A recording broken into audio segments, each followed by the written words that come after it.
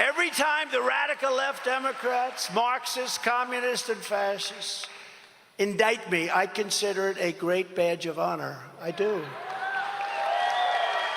And I'm being indicted for you. I am being indicted for you. I'm not too thrilled about that, but that's part of the job description, isn't it? I'm being indicted for you. This battle is for every patriotic American who Joe Biden and the radical left has spied on. Look at what they did. They spied on my campaign, and we caught them. Let's see what all happens. We had a great report come out. Durham was a great report, just took too long. Took so long. And we had the IG, Horowitz. He did a fantastic job. He did a fantastic, by the way, appointed by Democrats. He did a fantastic job. We caught him. They spied on my campaign. Think of what would happen if I spied on, let's say, Obama's campaign or even Biden's campaign. I wouldn't want to. It would be too boring. But let's see. Although you'd see things that were very bad, but censured and persecuted or slandered as it's really a threat to democracy while they trample our rights and liberties every single day of the year. You see it, you just turn it on and you see what they're doing. It's a horrible thing. It's for the blue-collar workers, the waiters, the waitresses who Biden is harassing with 87,000 new IRS agents that are allowed to carry guns, by the way. You know, they don't want guns, but they're allowed to carry guns. They're allowed to carry guns. While the Biden crime family cheats on their taxes as they take in millions and millions of dollars in bribes from all over the world. I mean, the whole thing is incredible. Joe Biden is a Manchurian candidate. You know what that is, right? He's totally controlled by China and other countries that paid him off, and he's petrified of them because they know the real numbers. Jamie Comer, Jim Jordan, they would not have to wait very long.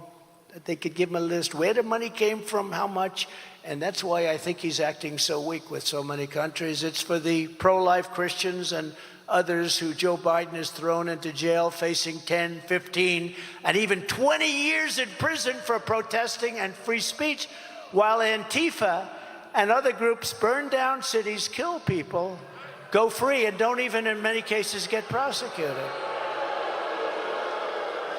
So this battle that we're in is a battle for all of us, and it's for history. This is historic. This is a big moment in our country because we're either going to go one way or the other. And if we go the other, we're not going to have a country left. We will fight together, we will win together, and then we will seek justice together. We're going to seek justice together.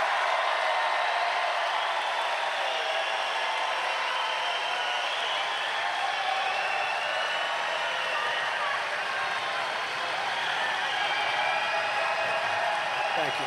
Thank you.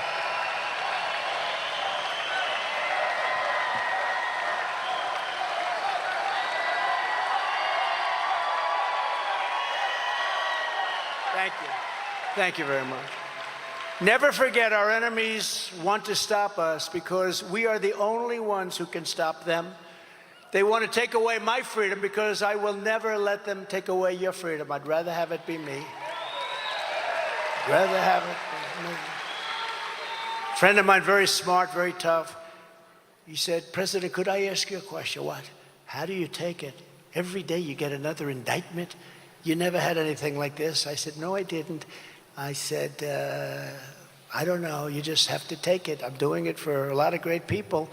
And I said, "Second of all, do I have a choice? Do I have a choice? I don't think so, right? Because we have to do it. We did the greatest job ever, and now we have to finish it off. We're going to finish it off. We're going to do a job like we can make this country number one. Right now, we're a laughed-at bunch of fools. The world thinks we're a bunch of stupid fools because we're led by a man who should never, ever have been allowed to be in that position. He's in a position that he should have never been allowed to have. And in the end, they're not after me. They're after you. I'm just standing in their way, and I do proudly stand in their way. And I promise you this, if you put me back in the White House, their reign will be over, and America will be a free nation once again. We're not a free nation now. terrible. I don't think there's ever been a darkness around our nation like there is right now. I mean, you take a look at Afghanistan, that horrible moment in history. I was with a lot of the families the other night at one of my places, and they're incredible people. They'll never be the same. They're never going to be the same. That was so unnecessary, the way we got out. I was the one getting us. I think we would have been out sooner. We would have been out with dignity and strength. You don't take the soldiers out first. You take the soldiers out last.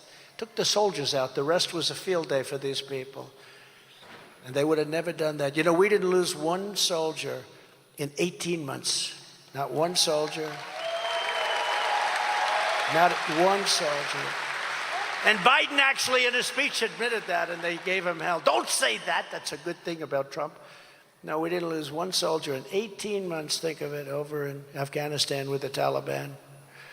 And it's so sad to see. I was with these people. They're great people. They show me pictures of their sons, daughters. One came up, sir, you had to know my son. He was so good at football. He was a quarterback, sir. He could throw the ball. There's a mother.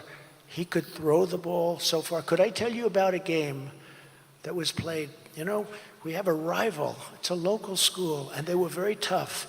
And my son threw the ball, and he kept throwing it, and so far, I wish you could have seen it. And I just let her talk. And it was just tough. I don't think the people can ever be the same. So much of that. And they were treated so badly by our government and so badly by this man that doesn't have even a clue. He's looking at his watch. The bodies are coming in. He's going, huh. He doesn't know what the hell it says anyway, huh? It was so horrible to see the whole thing. But in addition to Governor Noem, we're pleased to be joined tonight by her wonderful husband, Brian, and her mother, Corin, who I met, who is fantastic. Now I know how this all happened. Could you please stand up, please? Corin, Brian, thank you.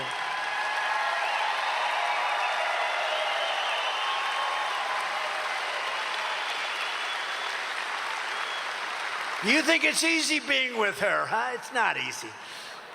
They're incredible, two incredible people. Gotten to know them. Lieutenant Governor Larry Roden has been terrific, really terrific, wherever he may be. Thank you, Larry. Attorney General Marty Jackley, Attorney General. Thank you. Great job you're doing. Great job.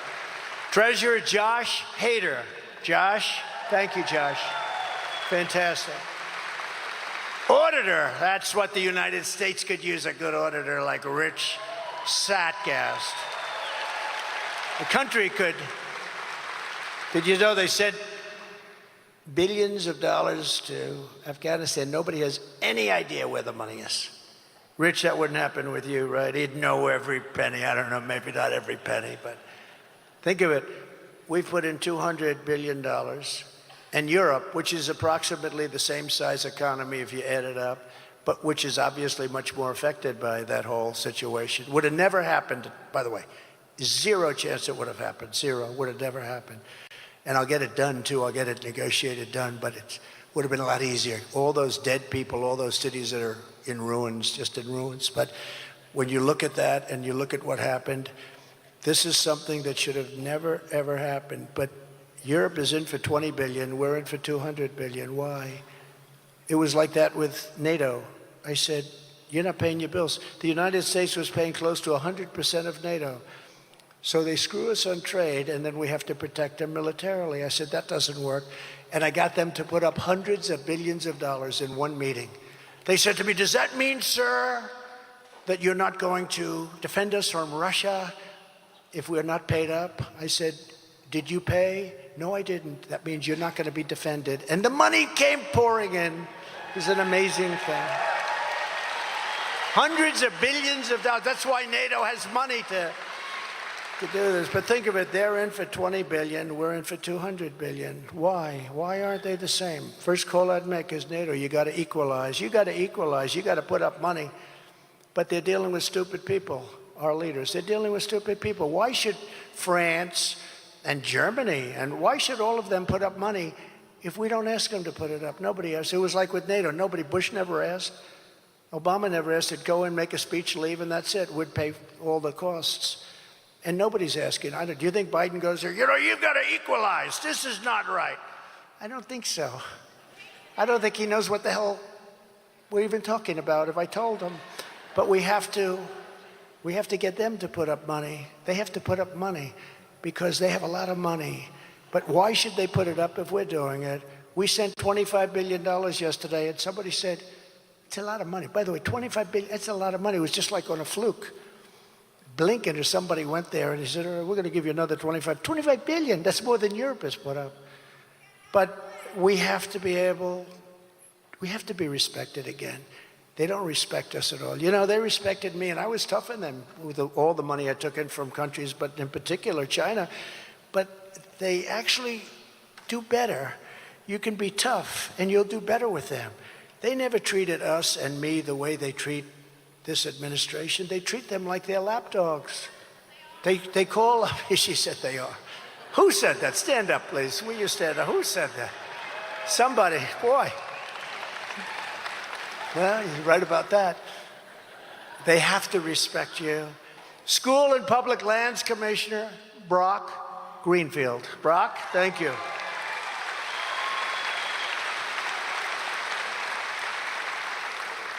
Is China buying any of that land, Brock? No, he says, no, sir. Public Utilities Commissioner Christy Fegan. Thank you, Christy. Great job. A very special guy. This guy is tough. I mean, he's great. He broke every record tonight. He never thought he'd see a thing like this happen, because it's true. What Christy said, a lot of the people turned it down. I don't turn down. I come back to the people that love me. I come back. They turned it down. And if they did come, you'd have a crowd of about 100 people. But he knew what he was doing.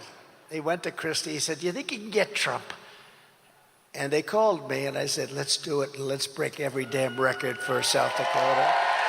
He's your GOP chairman, John Wick, and he's doing a fantastic job. John, great job. Great job. Thank you very much, John. A man who's also doing something very special, Rapid City Mayor Jason Solomon. Jason. Thank you, Jason. A friend of mine and one of the most respected people in the Senate. He's a great guy, Steve Daines. Where's Steve? Where's Steve? He is doing some job, and he's my friend. We need more Steve Daineses in the Senate, because the Senate has to get a lot tougher. Steve knows that. They got to get a lot tougher in the Senate. It's sad what's happening. And a man who was my first person. He's just outstanding. That's all I could say. He said, I put him in 6 months before I ran. This is 2015 now. I said, what do you think? And they were doing polls, and it looked like I was doing well, beating people. And he came in and said, sir, I'm telling you, you're going to win. I said, really, you think? And every day he'd come to my office, sir, you're leading, you're winning, you're leading. This poll is unbelievable. Look at it. I don't even know if it was a real poll. He just kept saying, you're unbelievable, sir. It's the most incredible politician I've ever seen. I haven't even started yet. And he got me a little bit excited. And then I started seeing the country wasn't doing well. And I said, you know what, Corey Lewandowski, I think what we're going to do is we're going to run. And he's a great guy and a very smart guy and a wonderful person and a friend of everybody, Corey Lewandowski. Where is he? Where is he? It's true. Were they real polls, Corey? You better tell me. Oh, he said no. He said no. I have a feeling that might be true. Thank you, Corey. Great guy. With the help of many of you in this arena, in 4 short years, we achieved more than any administration in the history of our country. We have to. And I say that all the time, and the fake news doesn't even correct me. We've done so many things. We became energy independent for the first time in history, and soon would have been energy dominant for the first time ever. Making billions and billions of dollars, rapidly paying down our staggering $34 trillion in debt. We're going to pay it down so fast. and reducing your taxes still further. I gave you the largest tax cut in the history of our country, larger than the Reagan tax cuts. We created the most secure border in U.S. history, built nearly 500 miles of border wall, got Mexico to give us 28,000 soldiers. You know, they always say, oh, he didn't get Mexico. I got Mexico to give us free of charge 28,000 soldiers while we were building the wall. We built almost 500 miles. You know what my critics say? Oh, but it wasn't all new. No, if there was an old 2x4 laying in the ground that's 50 years old, where they would take it and throw it away, would put in a brand new wall, they'd say, that was a renovation. That wasn't, no. These people are sick. But we built almost 500 miles. Then we were going to add another 200 miles, and we had it all done. You saw what happened, and would have taken them 3 weeks to put it up. We had the bad result in the election. It would have taken 3 weeks, and we would have, every hole would have been plugged. And we built the exact wall that the Border Patrol, they're incredible. Brandon Judd is incredible. Tom Homan is incredible. We have incredible people, and they want to do their job. It's you know, they could sit back and they could just not do anything. They really want to do. They love the country. They want to see it happen. But we got Mexico to put up billions and billions and billions of dollars in 28,000 soldiers protecting our border. We had the best record ever in the history of our country, and that included human trafficking, mostly in women, a horrible thing. You think of it as an ancient, horrible situation, but it's bigger now because of the internet. It's this massive, massive business, much bigger than it was 100 years ago and 200 years ago. It's horrible, but we had it to the lowest point it's been in decades, and we had drugs down to the lowest point they've been in decades. And we got Mexico to give us all those soldiers. For all those people that say, this was much more money than I was going to get Mexico to pay for, they gave us 28,000 free. Now, I did tell them, listen, if you don't do that, we're going to tariff all the cars that come into the United States at a level like has never happened before. We would love to give you 28,000 free soldiers. Sir, we would love to give you 28,000. You know, when I first told them about that, we need 28,000 soldiers, your soldiers, free of charge. We need them on the border. And they looked at me like, are you kidding? Then I said, no, we have to have it. No, we won't do that. I said, yes, you will. You will do it. I'm telling you, you will. And we had a person at the State Department, a woman who was great. She was dealing with Mexico for 25 years. Sir, he'll never do it. She was very good, but she was never able to get anything. But she said, he won't do it. They won't do that. And I said, yeah, they will. Then when I met with the representative, the top guy, I said, yeah, we want 28,000 soldiers. He said, we're not going to do that. Why would we do it? You're going to do it. You're going to do it. He said, no, we're not. I said, yes, you are. Here's the story. I'm signing this document right now. On Monday morning, this was a Friday night. On Monday morning, everything you send into the United States, we're going to have a tariff on of 25%. And that's more money than your 28,000 soldiers will ever cost in a million years. Sir, I'd like to leave this room right now and make a phone call. I'll be back in 5 minutes. I said, you can do that. He came back. Sir, it would be our great honor to supply you free of charge 28,000 soldiers.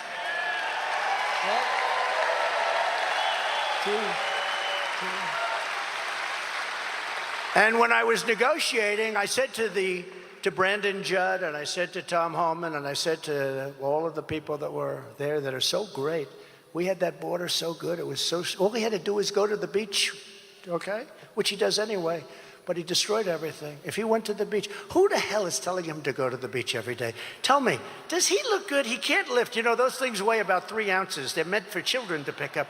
He can't lift the chair. He can't get his feet out of the sand. Who the hell, does he have some political consultant say, you know, you've got a great body. You should go to the beach. Who the hell is giving him that advice? I don't know. Does he like the beach that much? So crazy. But we negotiated, very important, remain in Mexico, because they used to come into our country and we couldn't get them out. When they touched our soil, you couldn't get them out. So we said, we want remain in Mexico. Hundreds of thousands of people were in Tijuana and different places. I wouldn't say Mexico was thrilled until we learned who they were. And in many cases, we wouldn't accept them. We wouldn't take them. And Biden gave that up. It was not easy. He gave it up. And we deported illegal alien criminals by the tens of thousands, MS-13. ICE is so incredible. They don't get the credit. These guys are so tough and love our country so much.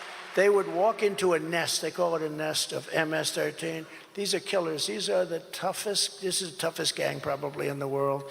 A lot of them go to Long Island, they go to different places, but Long Island, for whatever reason, and we have thousands of them. We got rid of thousands, but these guys would walk into a nest and you just see fists flying. I mean, it's the most incredible thing. Who the hell wants to do it? See that guy there with the black? You're a stand-up, please.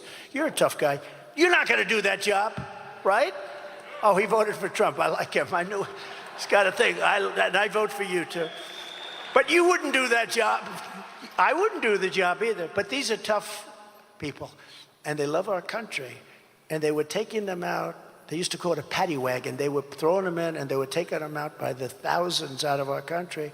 And we had a problem because these other countries, like El Salvador, all of these different countries, they wouldn't take Guatemala. They wouldn't take the people back.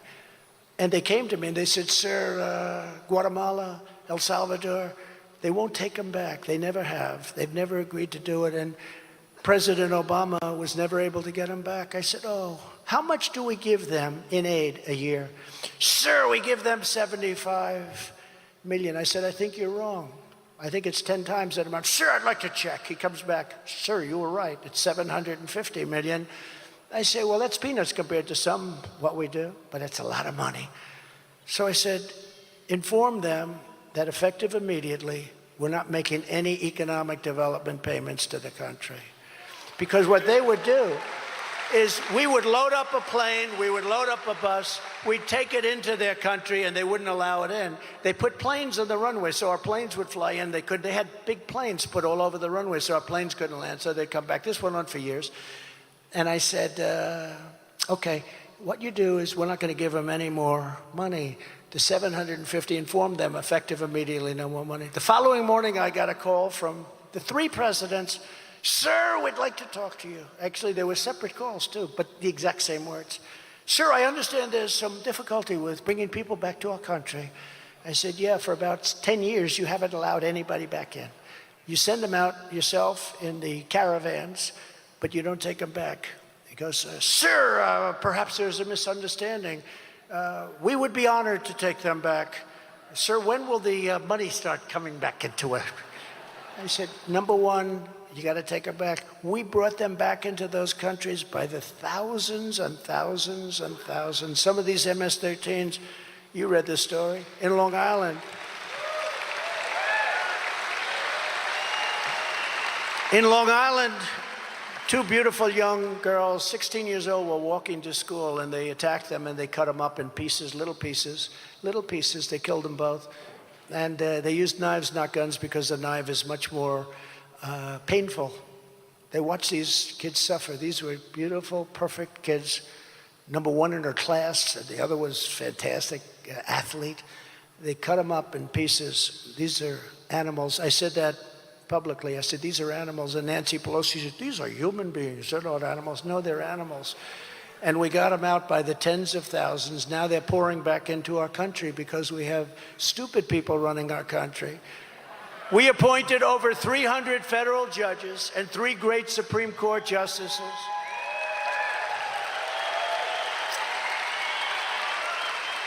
And I'm going to tell you something, because it's really a positive. It's a big positive, but they try and play it as a negative. Last year, those justices bravely and incredibly ruled on something that everybody has wanted for decades, for 51 years. They ruled to end Roe v. Wade. That was a big thing.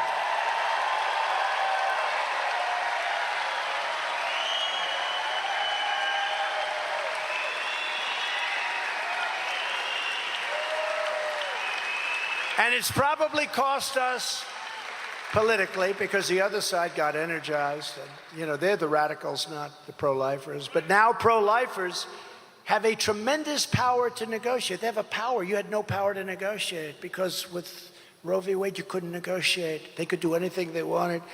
We didn't have any of that before this ruling. This moves the issue back to the states where every legal scholar said it should be. And like President Ronald Reagan, good man, but like Ronald Reagan before me, I support the 3 exceptions for rape, incest, and life of the mother. I support. Not everybody does. I think a large portion do. I think you should, but again, that's your own feeling. Remember, the Democrats are the radicals on this issue because they're willing to kill babies in their 5th, 6th, 7th, 8th, 9th month, and even after birth. They're willing to kill babies. So when politicians talk about this, they have to say that they're the extremists, because if you're willing to take a baby out of the womb in the 8th month or the 9th month or after the baby's born, remember that crazy governor, the past governor from Virginia, where he said, when the baby's born, you make a decision. And just recently with the Supreme Court. So that, by the way, the pro-life question, it's going to get you in a position where a lot of tremendously good things are going to happen. 52 years they tried to get that out. We did it. And now you're going to be in a position to do what everybody knows is right. And it's a very important decision. Nobody thought it would be possible to get, but it's something that's very important. The Supreme Court also approved something that nobody thought they would ever see, merit-based systems of education. In other words, if somebody is going to college and has all A's and wants to apply all A's, the best of everything, works so hard and gets rejected by somebody that didn't have anywhere near the academic credentials, nobody thought that would ever get approved. And that was so important. That was such a big thing. It's called merit-based. We have to go back to a merit-based country. But that was just the beginning. Here's just some of the agenda I'll be immediately implementing when it's all of us, when we become 47th President of the United States of America. Before I even arrive at the Oval Office, shortly after I win the presidency, I will have the horrible war between Russia and Ukraine settled. He would have never done it. I know them both. We got it settled. When I was on CNN, I said, I want to see whose side are you on? I said, I'm on the side of people not being killed. I'm on the side of hundreds of thousands of people are dying, and I think that's going to be one of the bad things later on when you find out the real number of people dying in that war. You know, they'll knock down a city, they'll knock down an apartment house, they'll say 2 people were injured. They weren't injured. There were hundreds and hundreds of people killed. Those buildings don't come down and you have 2 people injured. Big buildings coming down, or buildings that are 1,000 years old with the golden domes. You can never do that. But much more importantly, the people. So many people, tens of thousands, hundreds of thousands. It'll be millions. It's already millions. And it's a very, very sad thing. And the numbers are far bigger than anyone understands. And I'll get that done. I'm the only candidate who can make this promise. I will prevent World War III. I will prevent it. Nobody else is going to prevent it.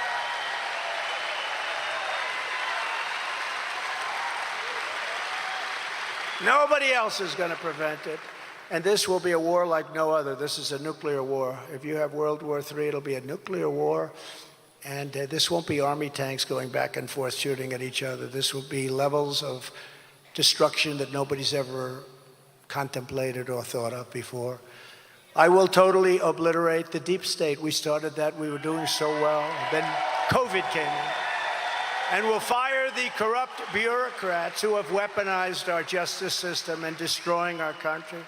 To stop the Marxist prosecutors who release rapists and murderers while persecuting Republicans, conservatives, people of faith, I will direct a completely overhauled DOJ to investigate every radical DA and AG in America for their illegal, racist, and reverse enforcement of the law.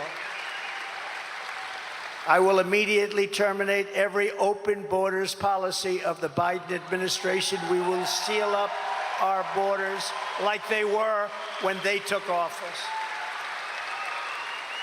Week after week, we're watching as Joe Biden's deadly border betrayals take precious, innocent lives. In May, a pack of 5 adult illegal alien and suspected MS-13 animals were arrested in Maryland for brutally murdering a 15-year-old boy and dumping his body in a state park. When the parents saw this, they'll never be the same either. The people that I was with the other night, they'll never be the same. These parents will never be the same. No parent will ever be the same. Just last month, a savage illegal alien who was released into our country by Joe Biden and his crazy, weak orders, and there are no orders, was arrested for raping an 11-year-old girl and strangling her to death after she was raped. Shortly before she was murdered, she texted her father that someone was knocking at the door. He arrived home from work and found his daughter's body stuffed in a laundry basket under her bed. These vicious Biden border killings must end, but it's only going to get worse because they're letting people in from prisons, from mental institutions. They're letting some of the worst people in the world in. And I tell you, I've met a lot of your law enforcement tonight. We have the greatest people in the world, law enforcement. They know how to do their job. We have to let them do their job. When I'm reelected, we will immediately commence the largest deportation operation in American history. But we cannot wait until 2025 to begin stopping this horrible invasion. This is like a military invasion. They're killing hundreds of thousands of people between the drugs that are coming in, the people that are coming in, the crime. That's why tonight I'm calling on congressional Republicans to ban Joe Biden from using a single tax dollar, no taxpayer money, to release or resettle illegal aliens into the United States, starting on the government funding deadline of September 30th. Steve?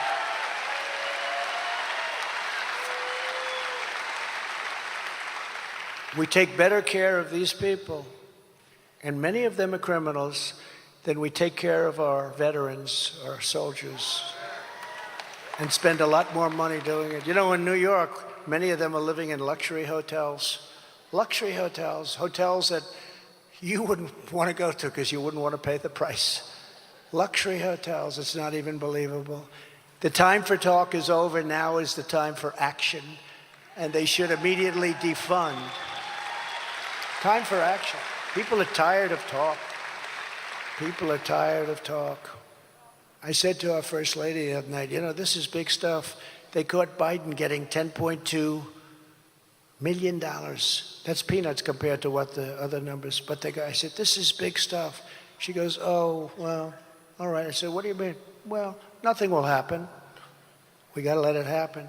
And I tell Steve and everybody, you got to take care. I mean, our country is being fleeced and robbed by people that have gotten away with things that nobody should be allowed to. And a lot of the Republicans, and they're great people, and great people just period. Democrats too, they feel it. Things should happen to take care of this. When she went, oh, that's good, nothing will happen. And a lot of people feel that, right? A lot of people feel that. We can't have that. And I hope that's why Steve and his friends, because he's got some great ones over there, but I hope the Senate gets tough, because the House has been working hard, but the Senate under this guy, Mitch McConnell, has been a disaster. And they should immediately defund the DOJ and prosecutors who are trying to take conservatives and Republicans out of political races through indictments and other illegal means. That's what they're doing. You know, if I was in third or fourth place, or if I wasn't running, I'd be living the life of Riley. I wouldn't be here with you tonight, but I'd be living I'd have nice houses all over the place. I'd be living a beautiful life. They wouldn't indict me. They indicted me because I'm in first place. And I hate to read those good polls here, because every time I read a good poll, they want to indict me again. Maybe I should announce I'm doing horribly. It's horrible. Oh, we'll withdraw it. Their goal is to interfere with elections in order to make it harder for Republicans and conservatives to win.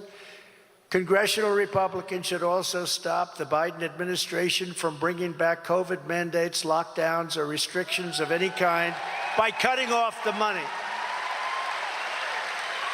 And in your state, because of your governor, you're not going to have that problem. But a lot of states do. The radical Democrats are trying hard to restart COVID hysteria. I wonder why. Is there an election coming up by any chance? You know, I saw just the other day for the first time, we're thinking about masks again. I said, what's going on? Oh, that's right, there's an election coming up. No, these guys, they'll do anything.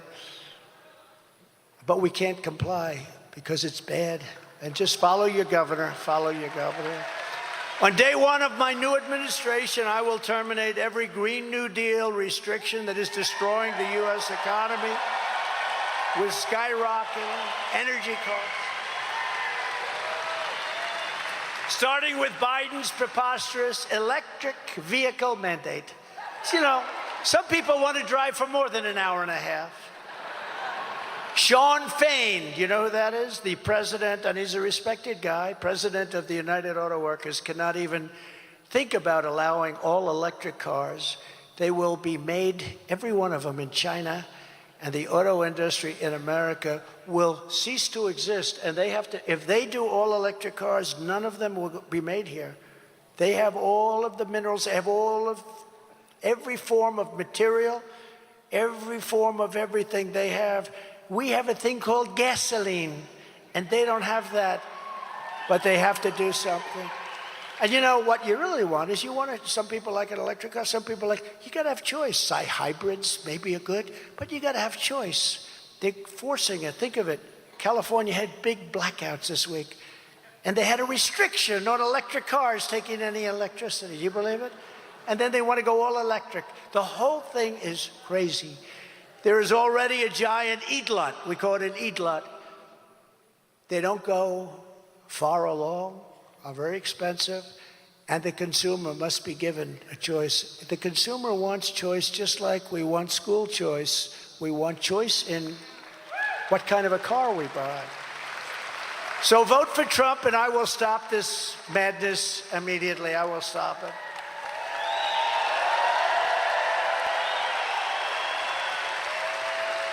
And, you know, when you think about it, Mexico and Canada love Biden. They love this idiotic policy. That's so good for them. They won't follow suit.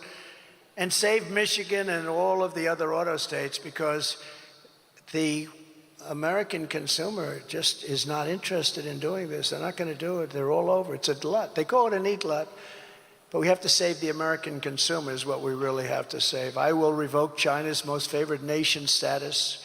They have a trade status, most favored, because they say they're a developing country. Well, you know what? We're a developing country, too. We have to redevelop because our country's gone to hell. And we will ban China from buying up America, including American farmland, which you know something about.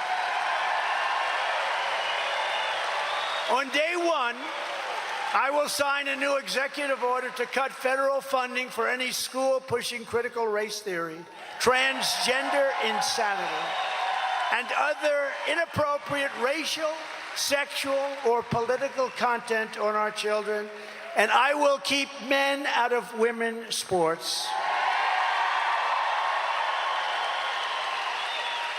I will sign a law prohibiting child sexual mutilation in all 50 states. Now think of it.